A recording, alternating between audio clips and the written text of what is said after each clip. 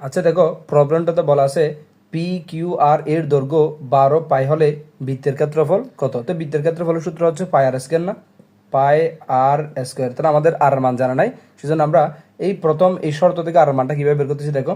আচ্ছা দেখো তো পি কিউ আরটা আসলে কি, দেখো তো পি কিউ আর এটা হচ্ছে তোমার একটা অর্ধপরিধি না, বৃত্তের অর্ধপরিধি। তা আমরা জানি টু ফায়ার হচ্ছে বৃত্তের সম্পূর্ণ পরিধি, আর 2 করে যদি 2 দ্বারা ভাগ করে এটা হচ্ছে অর্ধপরিধি। আর এই অর্ধপরিধি বোঝাচ্ছে আমাদের এই বৃত্তের জন্য পি কিউ আর, যার মান দেখো তো পি কিউ আর মান হচ্ছে কত, 12 পাই দিয়ে আছে, তাহলে আমরা 12 পাই বলতে পারি। ঠিক আছে, এবার দেখো তো 2 কাটা, এখান থেকে পাই কাটা, তাহলে আর ইকুয়াল টু কত, 12।